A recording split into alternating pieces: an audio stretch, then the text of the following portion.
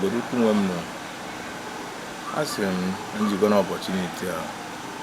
We call unu. Onwere obodo ọzọ nwere karịa obodo ukwu. And I'm very very happy ibu onye obodo ukwu. Yes. Onye ọbụla na contribute ihe ọbụla o nwere ike ime ma ya bụ na obodo ukwu dị mma. In my own little way, I feel na ebe ọ bụ na obodo ukwu enweghị hotel na nke anyị nwere enwe na emere abandon for 18 years. Mgbe si ọbụgoro ebe a ka m bido so that obodo ukwu ga-enwe n'afa ahụ eji mara ugbo ha. Mgbe nwechigata Bolingo hotels eji eme ebe ahụ unu amaghị ihe mere abandon for 18 years mara ihe dị n'ime ya. Mgbe jebe ebe ahụ wee rụọ ya rụcha with my hard-earned money. O kwesịrị na mgbe m bidoro ya na o kwesịrị ịbụ obodo ukwu project. Mana at the end of the day ọ bụrụzie na ọmụnwa rụrụ ya rụzuru renovate chaa ya bido. The same name ọ na-azabụkwa before Bolingo Ranch Hotel ka ọ ka dị. Then emechazie ụfọdụ ndị feeling na ọha ga-achịrịrị obodo ukwu by all means. Cabals anyị nwere mmadụ dịka Uche Ajiba, Emeka Obi ha, Chijioke Obiọha, ndị feeling na ọha nwe obodo ukwu. Uche ha gwazie ya na kiriko si bụrụ mụnwa bụ onye a na-anụzi afa n'obodo ukwu by renovate Bolingo Ranch, which is the only hotel anyị nwere. Emechakwa ha sị na nna eme kidnapping ebe a na nna ezu ori ya so na so forth. Abịa ịgbachi hotel ahụ nsị ha gbachi na mechie je tụọ mmanya n'obodo ukwu. Eze agbakwa iwe kpechaa wee nwafe ikpe si ha nyelu m efe ebe a na ebe ahụ dị abandon for so many years. Ha wee help believe on ihe eze agbakwuru ibe kwuru because onye rule in their favor. Ha wee jee konuko Umuada. Nene Umuada brainwash Umuada wee bịa gbachie the place. Umuada mụ na ha ejighị okwu. Even this matter be today aka nji Umuada ezigbo ụgwọ maka Umuada bụ the only soldier anyị nwere na-agba ọgụ onye a na-emegbu ọ ihe eji mara Umuada. Aka nji Umuada nnukwute ụgwọ ba ịyọ ha ka ha ghọta na onweghị mgbe m ji megide ha, onwekwana mgbe m ji tọrọ anya ịnụpụ isi n'obodo. Ihe ọ bụla obodo si m mewe ka m na-eme. Bọta ọ bụrụ na Umuada ga-ekwe ha kpọpụta Emeka Obi ọ business transaction ka mụ na ya nwe eziokwu na ebe a na o nwere price mụ na ya kwụ bọta o nwego ndị kwekarị m n'ọnụ ndị ka m jide ego ya bịakwana ka onye m ego nke ntị etinye ebe ahụ ka ndị agha continue ebe m kwụsị ọjụ ọkwana ya bụ ihe na-abọda Emeka Obi, not even me. Yes, Emeka Obi kpọsara afịa onye kwuo ọnụ ogolo m wee kwego ọnụ daba mụ na ya ede agreement. Emezie after the agreement o kwesị ichelu ka nke mme expire okwero a na-achụzi m tata na echi mụchi ebe a pụta mede a petition against me na na-eme kidnapping na Bolingo Ranch na-ele egbe wee bịa mee m arrest bụrụ m jee zone 9. Ndị polisi mechaa investigations si n'aka m dị ọcha. Ha na-ekwe ndị polisi nkwa ego ka polisi charge ya the matter to court so that a ga-remind na prison.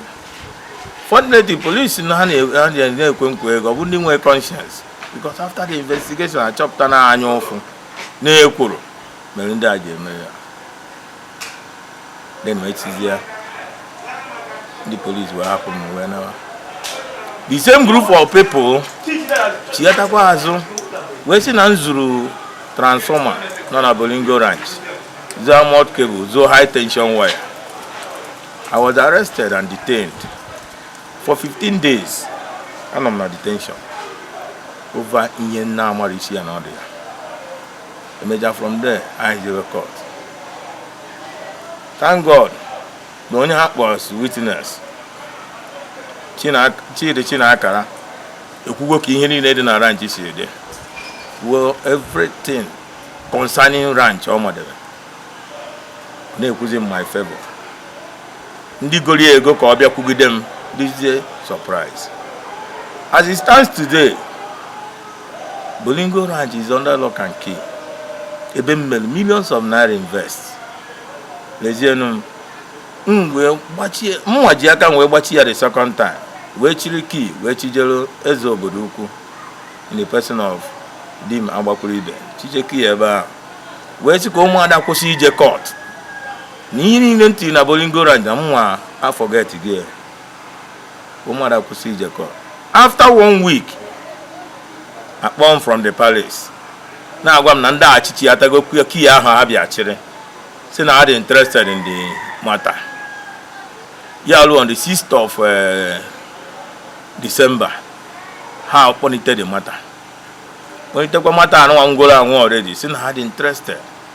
I'm having a young game. I'm going to go more on a ranch. Ranch, I'm going to go abachi. Oh, one of our warrant, Mua, provided no dog I didn't know, but we have to be Nama, Bapu, so I won't know a catcher. Boduku Netenuna.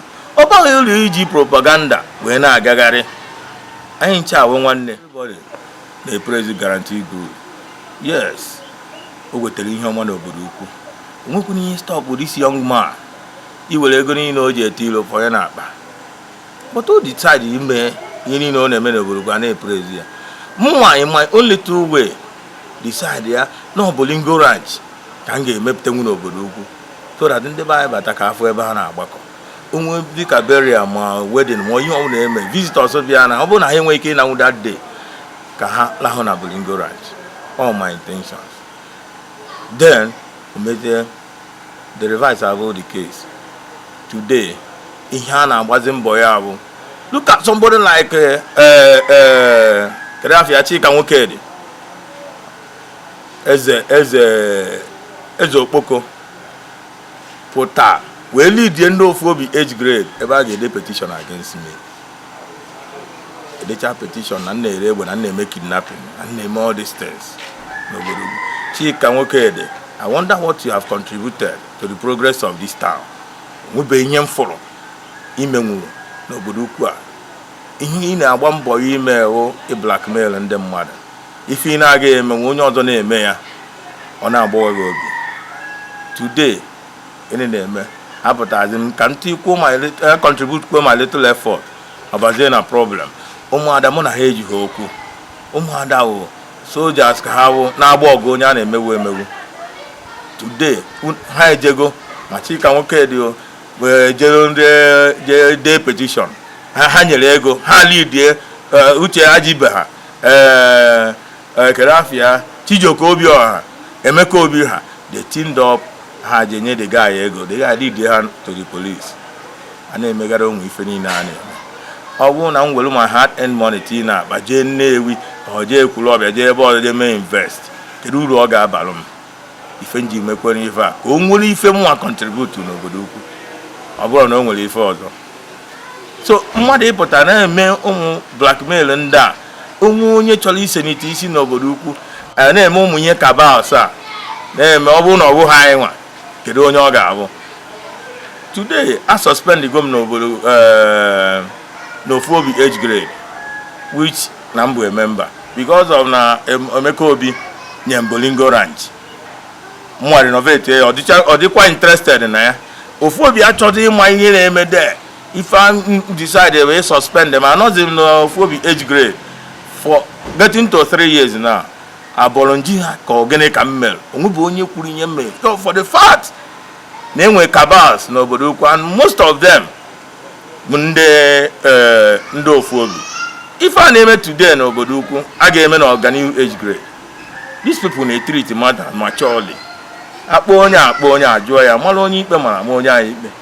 But Ofobi na-take in side now provided no Emeka Obi's interest they are stake. Onwere ife ị ga-emenwu I don't want nobody to complain to.